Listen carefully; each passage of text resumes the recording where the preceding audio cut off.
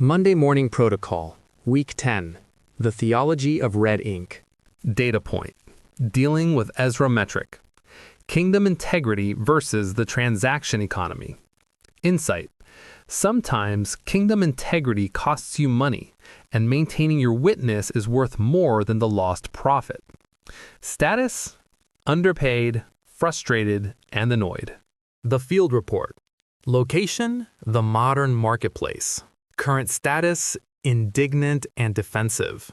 Variable: the unreasonable client. We all have an Ezra in our lives. He's the client who demands a discount after the work is flawlessly completed, the boss who shifts the blame for a missed deadline onto your shoulders, or the neighbor who complains about where your trash cans are sitting. I had my own Ezra recently in the form of an impossible request at work.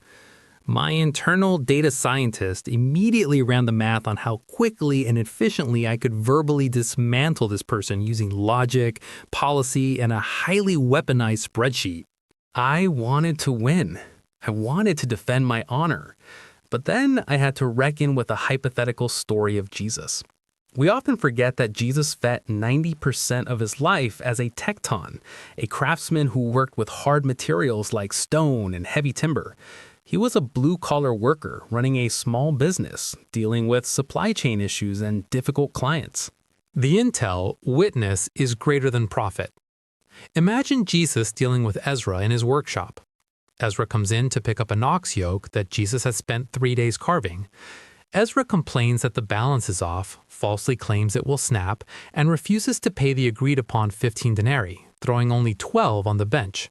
Jesus, as God in human form, could have peeled back the layers of Ezra's soul right there in the sawdust, exposing every secret sin and theft Ezra had ever committed.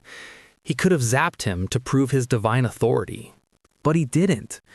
Jesus voluntarily restricted the use of his divine attributes to experience an authentic human life.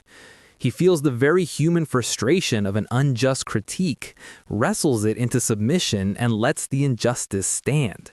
He eats the cost to maintain his witness. We hate this story. The math of obscurity is incredibly hard to swallow because we want fairness and validation right now. When we sit at our desks staring at a chaotic spreadsheet or face a difficult client, we view the friction as a threat to our egos that must be conquered. But the theology of red ink dictates that sometimes kingdom integrity requires a financial or ego-driven loss. If Jesus was willing to be underpaid and disrespected without retaliating, it completely shatters our need to always have the last word.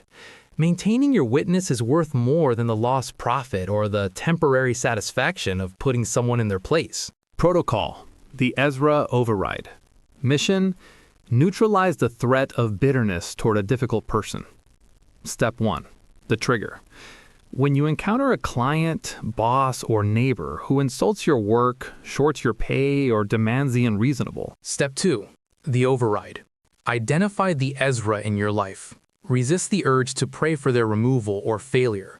Pray for their success instead. Lord, bless them. Give them peace and success today. Help me absorb this friction without reflecting it back. The Fire Team Challenge. Bless those who curse you. Pray for those who abuse you. Luke 6:28. Text your fire team, your platoon of 3 men, the initials of your Ezra. Constraint: do not explain the situation.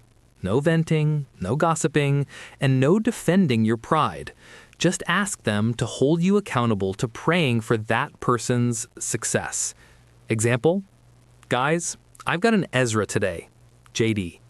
Pray that I keep my mouth shut and actually hope for his best. See you in the flatlands. Brian.